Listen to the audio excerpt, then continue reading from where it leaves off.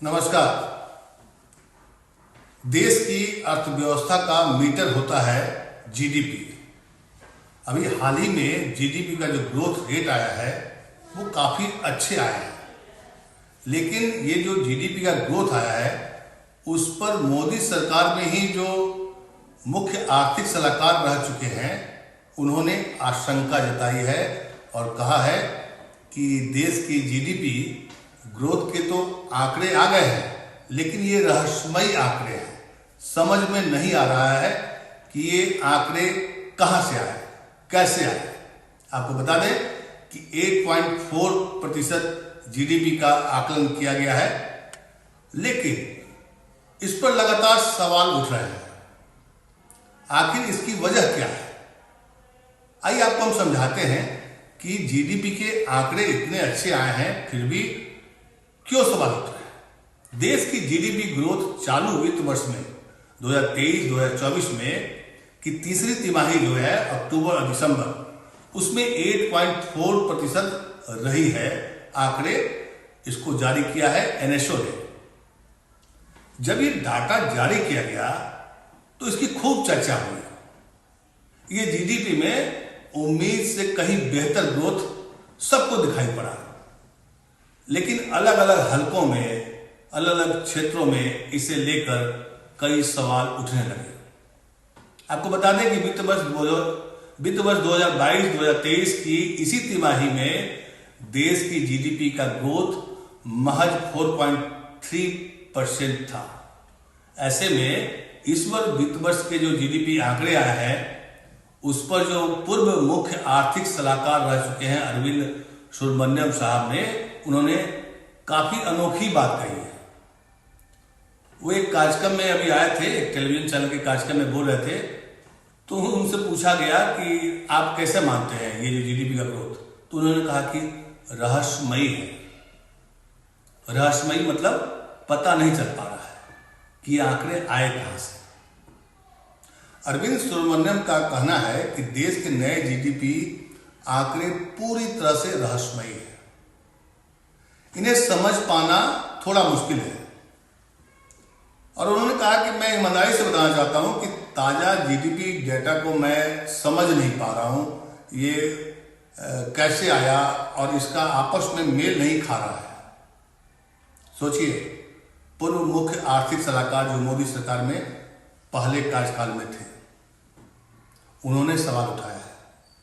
आमतौर पर जीडीपी के बारे में बहुत सा कंफ्यूजन होता है, बहुत लोग समझ नहीं पाते हैं कि जीडीपी होता क्या है। लेकिन जब कोई इकोनॉमिस्ट बोलता है ये बात तो उसको गौर करने की जरूरत है। अरविंद सुब्रमण्यम ने कहा कि इसमें काफी डेटा ऐसा है कि वो उसको नहीं समझ पा रहे हैं।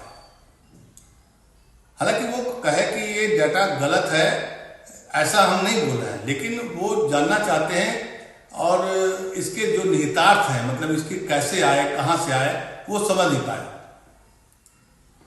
उन्होंने कहा कि देश में अभी प्राइवेट और कॉर्पोरेट सेक्टर का निवेश 2016 के स्तर से काफी नीचे है। मतलब कि अगर जीडीपी का ग्रोथ बहुत बढ़िया है तो निवेश क्यों नहीं हो रहा है? जाहिर सी बात है, जब जीडीपी का ग्रोथ बढ़ेगा तो निवेश बढ़ना चाहिए। एनएसओ राष्ट्रीय सांख्यिकी कार्यालय ने चालू वित्त वर्ष की पहली मतलब अप्रैल जून और दूसरी तिमाही जुलाई सितंबर के लिए भी जीडीपी अनुमान को संशोधन कर दिया और उसको 8.2% और एक का 8.1% कर दिया है। कई आंकड़े मेल नहीं खाते, जैसे महंगाई के आंकड़े मेल नहीं खा रहे हैं, अरविंद सुब्रमण्यम ने कहा है।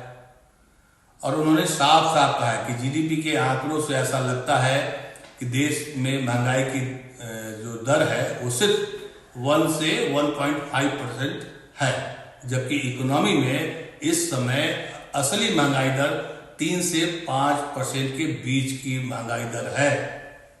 देश की इकोनॉमी 7.5% की दर से बढ़ रही है। भले ही लोगों का पर्सनल कंजप्शन 3% की दर से बढ़ा है। कहने का मतलब यह है कि उन्होंने कहा कि तब तो ऐसे में महंगाई दर भी कम है।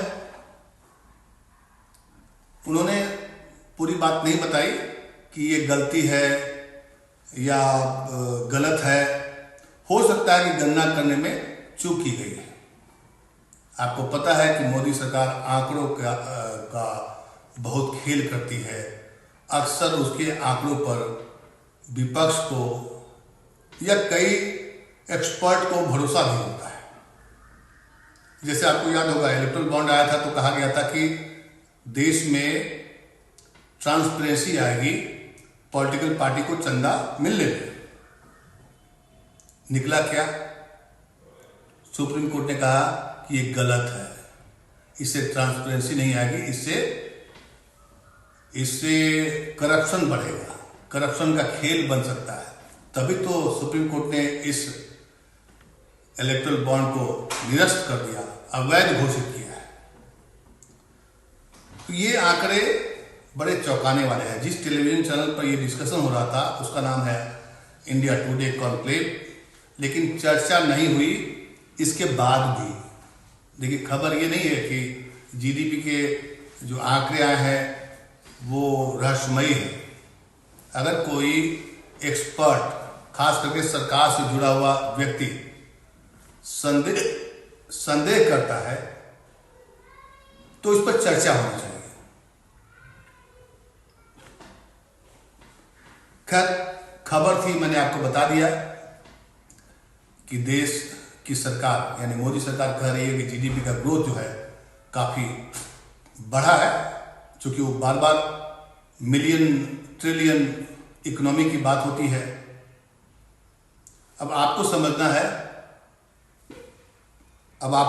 है कि इस खबर में क्या है। नमस्कार।